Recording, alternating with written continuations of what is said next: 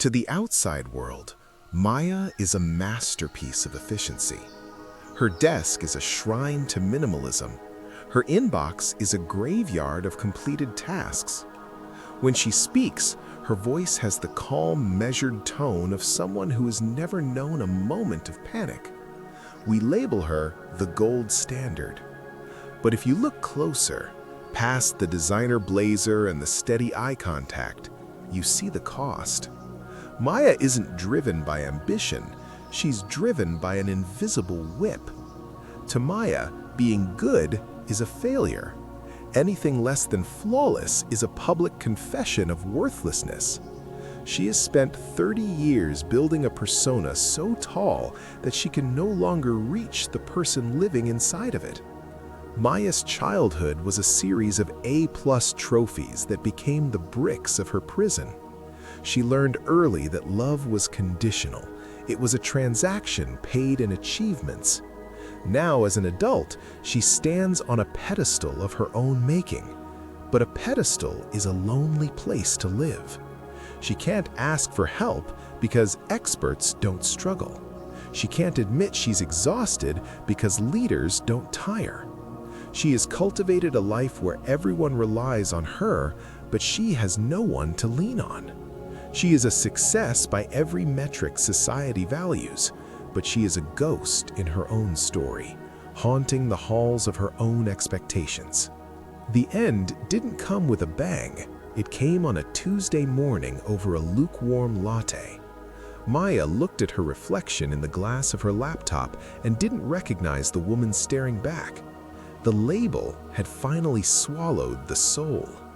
In that moment, the structural integrity of her perfect life gave way. It wasn't that she couldn't do the work, it was that she no longer knew who she was doing it for. The mask didn't slip, it shattered, leaving her standing in the debris of a life she had curated but never actually lived. Today, we aren't just looking at her burnout, we are looking at the liberation that happens when you finally stop trying to be a statue. To understand why Maya can't just relax, we have to look at her brain's reward system. For most people, dopamine, the chemical of pleasure, is released during the process of a task. But in Maya's high-achiever brain, the wiring has shifted. Her brain only releases dopamine at the finish line. This creates a dangerous dopamine hunger. She isn't working because she enjoys the project. She is working because she is chemically starving for the 30-second high of the win. But like any drug, the tolerance builds. Last year's promotion felt like a mountain peak. This year's feels like a molehill. She is running faster and faster just to feel normal, chasing a ghost that vanishes the moment she touches it. While her reward system is broken, her alarm system is overactive. In Maya's brain, a typo in an email or a slight stutter in a presentation isn't just a mistake, it's a predator. Her amygdala, the almond-shaped cluster responsible for the fight or flight response, has been rewired. It can no longer distinguish between a physical threat and a social one. To Maya's nervous system, disappointing someone feels exactly like being hunted by a wolf. Her heart hammers, her breath shallows, and her logic shuts down. She is living in a state of chronic hyperarousal, a biological siege where her body is permanently prepared for a war that only exists in her expectations. Because Maya's alert sign is jammed in the on position, her body is constantly dripping cortisol, the stress hormone, into her bloodstream. Unlike Elias, who experienced a sudden chemical flood, Maya is experiencing a slow, steady drowning. This constant drip creates a numbing effect. To survive the permanent stress, her brain has turned down the volume on all emotions. She feels fine because she has lost the ability to feel anything else. She has hit the cortisol ceiling, a place where the brain can no longer distinguish between a high-stakes board meeting and a quiet dinner with her family. She isn't calm, She is chemically desensitized, a machine running on fumes in a world that only sees her speed. Maya doesn't live in a neighborhood. She lives in a global gallery. Every time she unlocks her phone, she is bombarded by a curated museum of everyone else's best takes.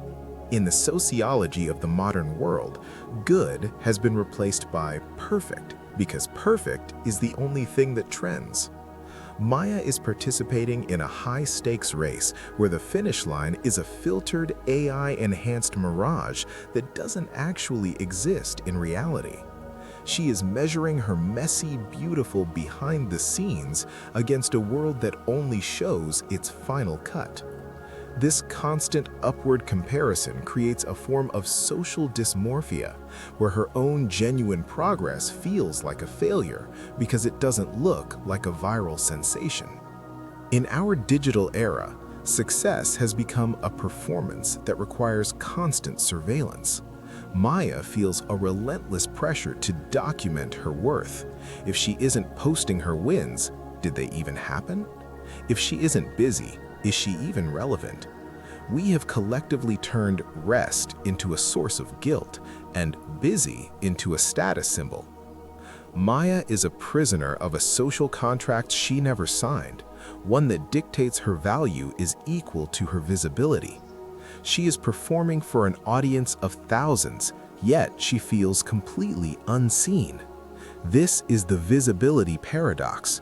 The more she shows the world her perfect life, the more the real Maya disappears into the shadows of her own content. The tragedy of Maya's world is that she has forgotten how to look at the ground beneath her own feet. She is so focused on the digital mirror, the reflection of who the world thinks she should be, that she has lost touch with the person she actually is.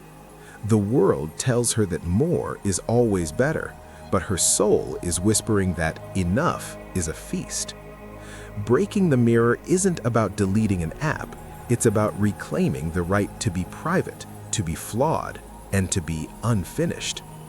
Today, we examine the liberation that comes when you stop performing for a crowd that isn't even watching and start living for the person who has been waiting for you in the silence. For Maya, the soul isn't a place of rest, it's a factory. Since childhood, she has lived under a spiritual contract that whispered, "You are only as beloved as your last success." This created an altar of achievement where she sacrifices her peace, her sleep, and her joy to appease a god of more. When she prays, she isn't seeking connection, she's seeking a performance review.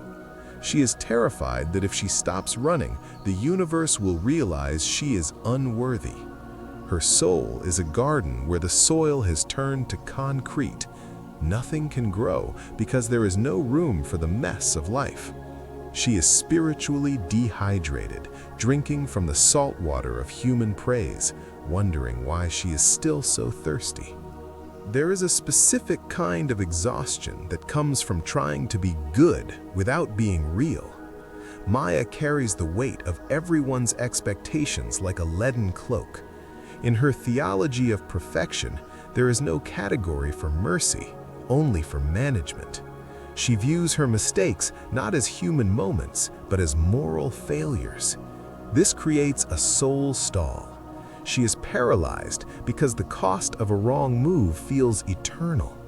She has forgotten that the most beautiful things in nature, the jagged mountain, the gnarled oak, the rushing river, are inherently imperfect. By trying to be a polished diamond, she has lost the ability to be a living seed. She is a saint of the grind, but a stranger to grace. The turning point for Maya's soul isn't a new habit, it's a new identity. It's the radical, terrifying realization that she is loved in the mess. Mercy is the breath that breaks the concrete. It's the moment Maya looks at her unfinished to-do list and her tired face and says, "This is enough." Breaking the altar of achievement means accepting that her value was never earned, so it can never be lost. Today, we watch Maya put down the whip and pick up the mirror of truth. She isn't a project to be finished, she is a person to be known. As she lets go of the perfect version of herself, the real Maya finally begins to breathe. The factory is closing. The garden is open. Maya's transformation doesn't require her to stop being capable. It requires her to stop being a slave to her capabilities. We introduce the architecture of enough. For years, Maya's internal blueprint had no ceiling. The house was never tall enough, the walls never wide enough. Now she is learning to draw a line in the sand. She is defining her sufficient state. This is the radical practice of deciding before the day begins what success looks like. And it usually involves vitamin D, a conversation that isn't about work, and the courage to leave one task unfinished. She is rebuilding her life not as a skyscraper to be admired, but as a home to be lived in.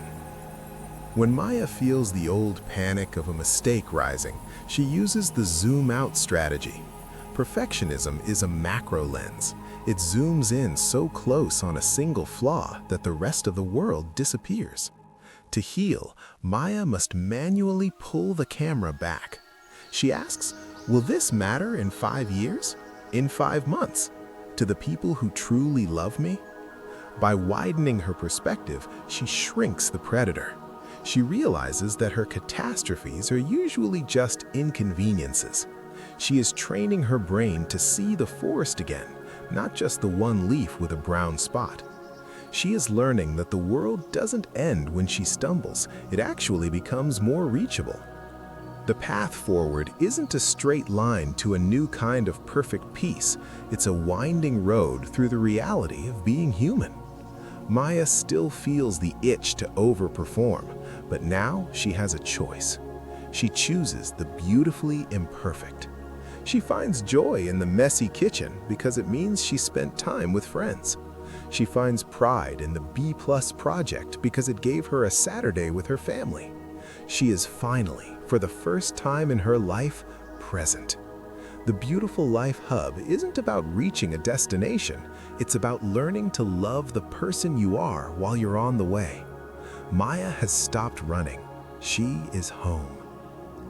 Maya didn't wake up one day and find that her perfectionism had vanished. Instead, she woke up and found that it no longer had the keys to her car. In this final stage, we see the new normal. Maya still notices the crooked frame. She still hears the whisper that she could do more. But now, she smiles at the whisper and chooses to stay in bed for 20 more minutes. Integration isn't about the absence of the old self, it's about the presence of the new one. She has replaced control with curiosity. She is no longer a statue in a museum. She is a person in a playground. She has learned that a life with a few cracks is where the light actually gets in.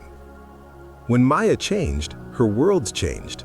Her team at work started breathing again because their leader was no longer a mirror of impossible standards. Her children started making mistakes with a sense of adventure because they saw their mother laugh at her own. This is the ripple effect of authenticity. By giving herself permission to be human, Maya unconsciously gave everyone around her the same gift. The beautiful life she was trying to build through labor was finally achieved through surrender. She realized that the most productive thing she ever did was stop trying to be a machine. Maya's story is your story. Whether you are running from failure or chasing a ghost of enough, the finish line is a lie. The real life, the beautiful one, is happening right now in your unfinished scenes. We invite you to step off the treadmill. Join us at the Beautiful Life Hub, where we don't fix people because you aren't broken. You're just covered in labels that don't belong to you. Let's take them off together. The performance is over. Your life is waiting. Like, share, follow, and subscribe to the Beautiful Life Hub. Let's build a community beyond the ordinary. Once again, this is Beautiful Life Hub, where we bring your way real stories, true wisdom, balanced life. Stay, reflect, engage. A beautiful life begins with empathy.